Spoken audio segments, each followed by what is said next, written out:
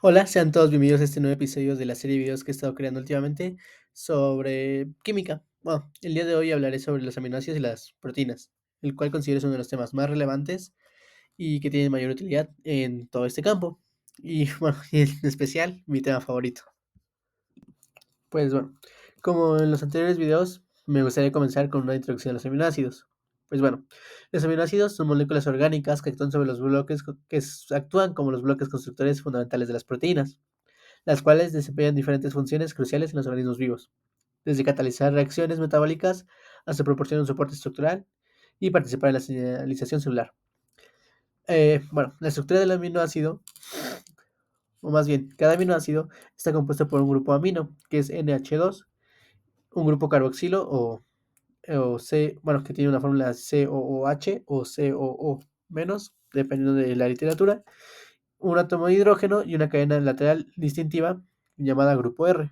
Bueno, este grupo R a veces es algo confuso de entender, pero en general es cualquier cadena de cualquier tipo. O sea, es una cadena que no, o sea, no es algo definido. En el caso de los aminoácidos, esta cadena va cambiando en cada uno y así es como los podemos diferenciar. Entonces, bueno, esta es la cadena R. Todos estos están unidos a un carbono central denominado carbono alfa, el cual es un carbono quiral, que como ya les he explicado en el video de carbohidratos, puede girar. Bueno, esta estructura básica otorga a los aminoácidos la fórmula general NH2CHR-COOH, en la cual el grupo R puede variar significativamente en tamaño, carga, solubilidad y propiedades químicas. Esto es lo que le contribuye o a lo que se le atribuye la diversidad funcional de las proteínas. De los más de 500 aminoácidos identificados en la naturaleza, solo 20 son codificados genéticamente y forman parte de las proteínas de los seres vivos. Bueno, y al igual que los carbohidratos, las proteínas poseen isómeros L y D. Pues bueno, recapitulando un poquito, la quiralidad es una propiedad importante de los aminoácidos, ya que el carbono alfa puede formar dos configuraciones espaciales distintas, los isómeros L y los isómeros D.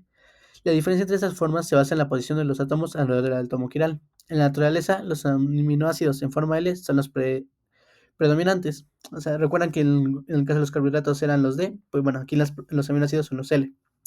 Y estos constituyen los componentes básicos de las proteínas, mientras que los isómeros D son menos comunes, aunque desempeñan funciones específicas en algunos organismos. Por ejemplo, los aminoácidos D se encuentran en ciertos péptidos antibióticos, como la glamicida, y en la pared celular de las bacterias, donde contribuyen a la resistencia contra la degradación enzimática. Esta distinción en la configuración espacial es esencial en las interacciones biológicas, ya que las enzimas y las proteínas receptoras suelen ser específicas para una de las formas isoméricas. Bueno, voy a volver a hacer lo que hice con los carbohidratos. Pero bueno, recuerden que los carbohidratos se definía la posición D o L por el penúltimo carbono y la posición de su grupo hidroxilo. Pues bueno, aquí va a ser algo similar, solo que va a ser por la posición del aminoácido, más bien del grupo amino, perdón, del aminoácido. El grupo amino recordamos que es el que tiene nitrógeno unido a dos hidrógenos. Bueno, puede estar unido a más, pero generalmente está unido a dos hidrógenos. Entonces es algo así. Está un poquito. Bueno, es un carbono quiral que tiene cuatro sustituyentes diferentes y que puede girar, como se dice el nombre. Quiral es de giro. Uy, bueno, sí. Al igual que como les puse el mismo ejemplo de las manos, no son superponibles. O sea, tienen los mismos elementos, tienen cuatro componentes, pero son diferentes. En este caso, el L es aquel que tiene el grupo nitrógeno del lado derecho, como les había dicho. Más bien, el L es el que tiene el grupo nitrógeno del lado izquierdo, como les había dicho, left, que yo lo memorizo así. Y el D es aquel que tiene el grupo de nitrógeno del lado derecho o derecho. Es una forma de la que lo pueden memorizar de manera más simple y sencilla. Bueno, a continuación les voy a hablar de la clasificación de los aminoácidos por su grupo R o grupo radical. Bueno, los aminoácidos pueden clasificarse en función de la naturaleza química de sus cadenas laterales o de los grupos R, lo cual influye en sus propiedades y su papel en las proteínas. Esta clasificación incluye a los aminoácidos no polares o hidrofóbicos, los cuales presentan cadenas laterales apolares que tienden a evitar el agua y se agrupan en el interior de las proteínas para estabilizar la estructura. Algunos ejemplos son la alanina, la valina, la leucina, la isoleucina, la fenilalanina, la metionina, el triptófano y la prolina. Entonces estos son hidrofóbicos, o sea, no es que le teman al agua como tal, como nos puede indicar su nombre, sino que más bien al ser apolares no se pueden relacionar con ella. Entonces, pues se separan y no se unen con ella. Luego están los aminoácidos polares sin carga. Estos poseen cadenas laterales que pueden formar enlaces de hidrógeno con el agua o con otros grupos funcionales, lo cual los hace un poquito más hidrofílicos. Algunos ejemplos serían la serina, la tronina, la asparagina, la glutamina y la cisteína. Luego están los aminoácidos ácidos. Bueno, y esto se denomina así porque tienen cadenas laterales con grupos carboxilo adicionales que les otorgan una carga negativa en un pH fisiológico. Un ejemplo sería el ácido aspartico y el ácido glutámico. Entonces, en esta imagen se pueden apreciar. A su vez tenemos, bueno, si hay aminoácidos ácidos, va a haber aminoácidos básicos. Los aminoácidos básicos son aquellos que presentan cadenas laterales con grupos funcionales que pueden aceptar protones, lo cual les confiere una carga positiva en un pH fisiológico. Algunos ejemplos son la lisina, la arginina y la histidina. Y bueno, y finalmente están los aminoácidos aromáticos, los cuales contienen un anillo aromático en sus cadenas laterales, lo cual les da propiedades únicas en términos de absorción de luz ultravioleta y la capacidad de participar en interacciones hidrofóbicas.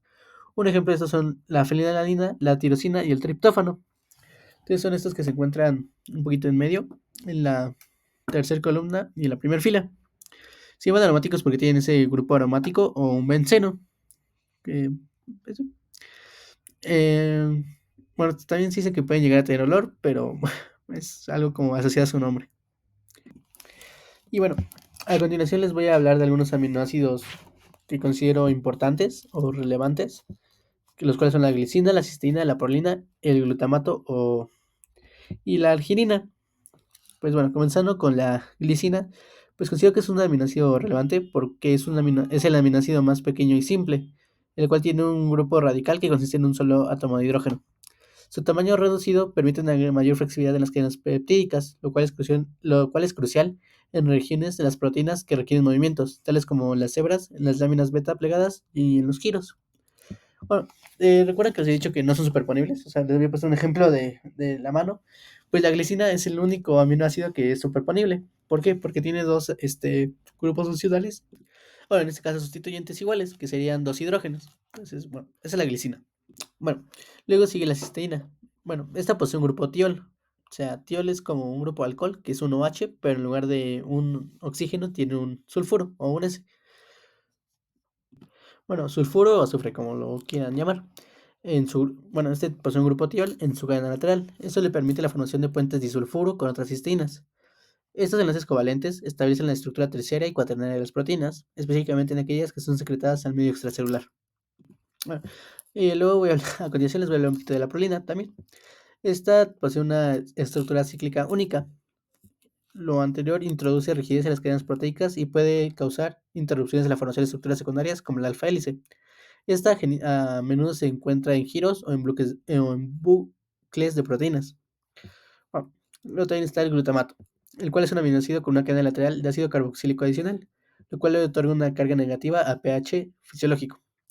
Este desempeña un papel clave en la excitación neuronal como neurotransmisor. Es el precursor del neurotransmisor inhibidor GABA. Bueno, finalmente está la arginina. Esta tiene una cadena lateral con un grupo guanidinio que le proporciona una alta capacidad para formar enlaces iónicos y puentes de hidrógeno. Esto es fundamental en la síntesis de óxido nítrico, el cual es un importante mediador de la vasodilatación. Y bueno, a continuación les voy a hablar de los aminoácidos esenciales y los no esenciales, que es otra forma de clasificarlos. Pues bueno, los aminoácidos se clasifican en esenciales y no esenciales según la capacidad del organismo para sintetizarlo. Los aminoácidos esenciales deben ser obtenidos a través de la dieta, pues el cuerpo no los puede producir no los puede producir en cantidad suficiente o no los puede sintetizar. Y por otro lado están los aminoácidos no esenciales. Estos, a diferencia de los esenciales, pueden ser sintetizados endógenamente, o sea, por ti mismo, a partir de compuestos metabólicos. Sin embargo, en ciertas condiciones de estrés o de enfermedad, algunos aminoácidos no esenciales pueden volverse condicionalmente esenciales, tales como la arginina en los neonatos. Pues bueno, los aminoácidos esenciales son la fenilalanina, la isoleucina, la leucina, la lisina, la metionina, la tronina, el triptófano, la valina, la arginina y la histidina. Y por otro lado, los aminoácidos no esenciales, que recordemos son aquellos que podemos sintetizar, son el ácido aspartico, el ácido glutámico, la alanina, la aspargina, la cisteína, la glicina, la glutamina, la prolina, la serina y la tirosina. Y pues bueno, eso es todo.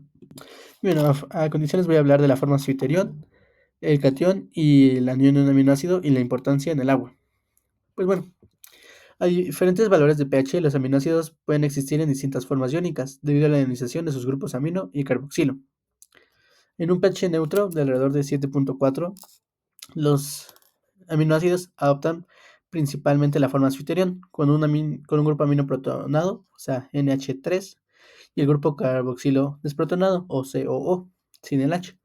Esto resulta en una molécula eléctricamente neutra, pero con cargas opuestas. En ambientes ácidos, por otro lado, el exceso de protones provoca la protonación del grupo carboxilo, haciendo que el aminoácido actúe como un catión.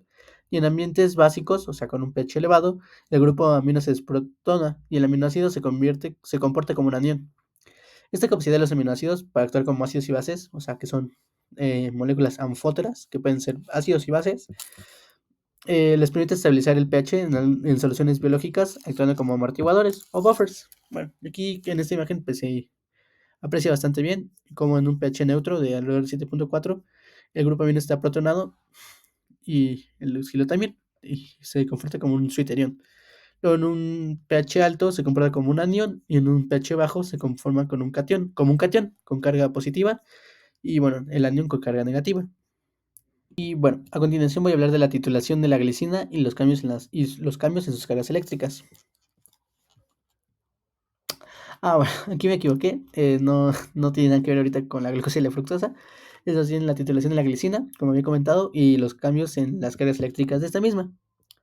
Pero bueno, durante la titulación de la glicina se puede seguir la variación de su carga eléctrica en función del pH. El primer punto de inflexión en la curva de titulación corresponde al pK alrededor de 2.3. Aquí se aprecia en la primera imagen, que es un pK de 2.34, donde se pierde el protón del grupo carboxilo. Posteriormente, el segundo punto de inflexión, o pK2, es alrededor de pH 9.6. Este marca la pérdida del protón del grupo amino. Y entre estos dos puntos, la glicina existe principalmente en su forma deuteriónica. El punto isoeléctrico, o PL, es el pH en el que la glicina tiene una carga neta de cero, y esta es una propiedad importante en la separación de aminoácidos por técnicas de la electroforesis. Entonces aquí está el punto isoeléctrico, que está en medio. Debajo está el pK1 que es de 2.34 y arriba está el pK2 que es de 9.6, marcando cada uno marcando la pérdida de un protón. Bueno, a continuación voy a hablar de la formación y de las características del enlace peptídico. Bueno, el enlace peptídico es una unión covalente que conecta los aminoácidos en una cadena proteica. Este enlace se forma a través de una reacción de condensación, donde el grupo carbonilo de un aminoácido reacciona con el grupo amino de otro, liberando en el proceso una molécula de agua. El enlace peptídico tiene un carácter de doble enlace parcial debido a la resonancia, lo que restringe la rotación alrededor del enlace CN y confiere rigidez y planitud, perdón, o sea, de plano, a la cadena peptídica. Esto influye en la estructura secundaria de las proteínas, facilitando la formación de estructuras ordenadas como las alfa hélices y las láminas beta plegadas. Entonces aquí se aprecia, se libera, bueno, es entre el grupo carboxilo y el grupo amino de dos péptidos. Se une el grupo carboxilo con el grupo amino del otro, se libera una molécula de agua y se forma este enlace peptídico. En este enlace se forma el extremo N, que es el inicial, y el extremo C, que es el terminal. Entonces, pues también es relativamente sencillo. Eh, Al igual que en el enlace glucosídico, se libera una molécula de agua. Bueno, a continuación les voy a hablar de la estructura primaria, secundaria, terciaria y cuaternaria de las proteínas. Bueno, la estructura primaria es la secuencia lineal de aminoácidos en las proteínas, lo cual determina las propiedades y funciones finales de esta proteína. Entonces, en resumen, solo son los aminoácidos pegados unos con el otro. O sea, solo son bolitas de aminoácidos uno con otro. O sea, es un enlace simple. O sea, lo voy a volver a ejemplificar con los plumones. O sea, solo son varios aminoácidos unidos y por un enlace peptídico. Y ya, esa es la estructura primaria de los aminoácidos. Bueno, y por otro lado está la estructura secundaria. Esta está formada por patrones repetitivos de plegamientos estabilizados por enlaces de hidrógeno entre los átomos del esqueleto proteico, dando lugar a las estructuras como el alfa hélice y la lámina beta plegada, de las cuales voy a hablar a continuación, un poquito más a detalle. Posteriormente está la estructura terciaria. Este es el plegamiento tridimensional de la proteína en su forma funcional, estabilizado pues, principalmente por interacciones hidrofóbicas, los puentes disulfuro, los enlaces iónicos y los enlaces de hidrógeno entre las cadenas laterales. Y finalmente está la estructura cuaternaria. Esto ocurre cuando dos o más proteínas, o bueno, sí, cadenas polipeptídicas, se asocian para formar una proteína funcional. Unos ejemplos muy típicos son la hemoglobina, que ayuda a transportar el oxígeno en la sangre, y el colágeno, que principalmente tiene una función, bueno, que está muy presente en el tejido conjuntivo.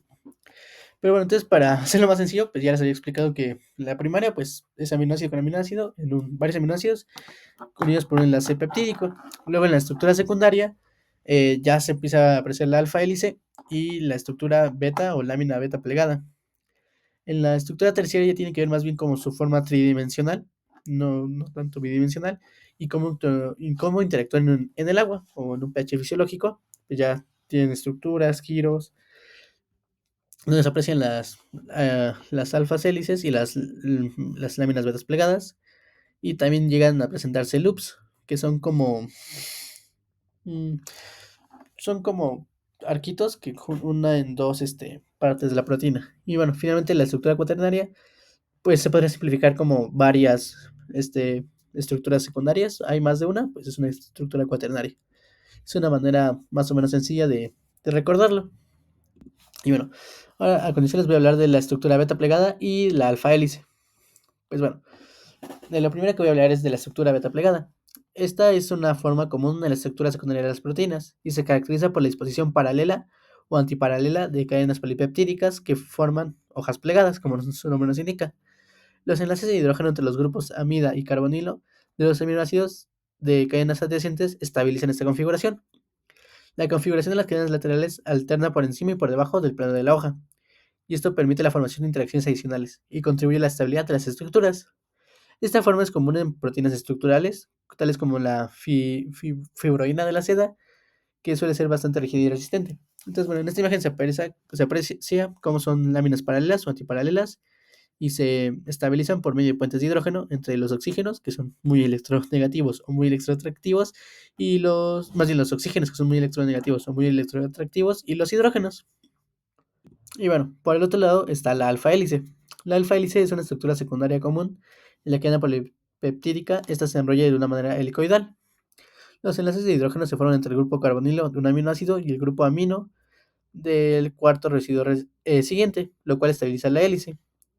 Las cadenas laterales de los aminoácidos en una alfa hélice se proyectan hacia el exterior, facilitando las interacciones en otras regiones de la proteína o con el entorno. La alfa hélice tiende a ser flexible y elástica, por lo tanto se encuentra en muchas proteínas que requieren movilidad o elasticidad, tales como la queratina, pues en el cabello bueno, también se encuentra en las uñas, pero sobre todo en este ejemplo, pues sería más apreciar esa función en el cabello. Bueno, aquí se pueden apreciar cómo se forma nuevamente entre el oxígeno y el hidrógeno. Solo que la única diferencia entre la beta plegada, porque pues, si no parecen lo mismo, es que se forman entre el grupo carbonilo de un aminoácido y el grupo amino del cuarto residuo siguiente. O sea, son cuatro y por eso se alcanza a dar como esa vueltecita y por eso parecen como resortitos o hélices. Y bueno, a continuación les voy a hablar de otro tipo de clasificación, por así decirlo, de proteínas fibrosas y proteínas globulares, perdón. Las proteínas fibrosas son proteínas alargadas y que están en estructuras repetitivas, lo cual les confiere propiedades mecánicas tales como fuerza y resistencia, especialmente resistencia a la tracción. Estas proteínas suelen ser insolubles en el agua y desempeñan funciones estructurales en el organismo. Algunos ejemplos que pueden destacar sería el colágeno, que proporciona soporte a los tejidos conjuntivos, y la queratina, que se encuentra presente en el cabello, las uñas e incluso en la piel. Porque recordemos que, por ejemplo, la palma de las manos tiene un epitelio plano hiperkeratinizado, si no me equivoco, más bien, bueno, hiperkeratinizado, sí. Y bueno, la exposición regular de sus cadenas polipeptídicas contribuye a una estabilidad y a su función estructural. Entonces son estas primeras, bueno, en esta imagen son bueno, ahí le indica bastante bien, está la proteína fibrosa y nos ponen como ejemplo al colágeno o a la colágena, que bien podría ser queratina también. Y luego, por el otro lado están las proteínas globulares. Bueno, estas en contraste tienen formas compactas y esféricas. Estas, a diferencia de las fibrosas, son solubles en agua y desempeñan roles dinámicos en procesos biológicos tales como la catálisis enzimática, el transporte de moléculas y la regulación de actividades celulares. La mioglobina, la cual es encargada de almacenar oxígeno en los músculos, y las enzimas como las amilasas, que se encarga de descomponer a los carbohidratos, perdón, son ejemplos típicos de proteínas globulares. La combinación de las estructuras secundarias, terciarias e incluso cuaternarias en estas proteínas permite adoptar configuraciones específicas necesarias para su función. Aquí otro ejemplo pues, es la hemoglobina, que tiene cadenas beta y alfa, y su principal función de esta es transportar, bueno, también tiene, bueno, y también contiene hierro de tipo hémico, que es, bueno, y este forma parte de la hemoglobina, bueno, forma parte de la mioglobina, de los citocromos y entre muchas otras hemoproteínas o proteínas que se relacionan con la sangre. Bueno, se considera como un mineral esencial porque nosotros como humanos no lo podemos sintetizar. Y bueno, este ayuda como, podríamos decir que es como un cofactor que ayuda a que el oxígeno se pueda adherir a la hemoglobina y que sea transportado en la sangre. Y bueno, finalmente vamos a hablar de AlphaFold y su predicción de estructuras proteicas. Bueno, AlphaFold, por si no la conocen, es un sistema de inteligencia artificial el cual está desarrollado por DeepMind y bueno, ha transformado el campo de la biología estructural al predecir con gran precisión la estructura tridimensional de las proteínas a partir de su secuencia de aminoácidos, debido a que tradicionalmente la determinación estructural más bien, la determinación experimental de la estructura proteica requiere varios procesos que tienden a ser o muy costosos o muy tardados y laboriosos, tales como la cristalografía de rayos X o la resonancia magnética nuclear.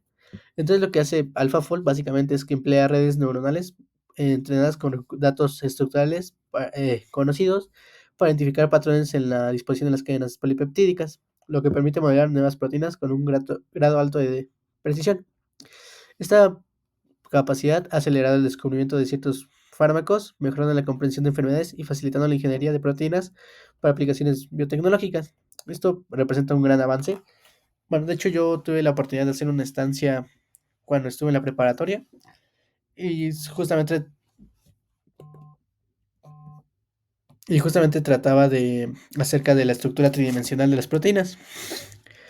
Y era algo muy interesante porque puedes ver la cadena de aminoácidos y pues no, no vas a saber muy bien cómo funciona. Entonces lo que hacen es por medio de cristalografía, pues se logran como tomar fotos a las proteínas y pues saber y discernir su estructura. El problema es que, como les comentaba, es algo bastante costoso a veces o que es tardado y difícil de hacer porque no siempre salen bien esas imágenes. Entonces, lo que hace esta inteligencia artificial es que permite predecir la estructura de estas proteínas de manera tridimensional. Porque, como les comentaba, ves toda la cadena de aminoácidos y no te dice mucho. Y no sé realmente del todo cómo funciona, pero yo, por ejemplo, en distancia utilicé un programa que se llama Mega.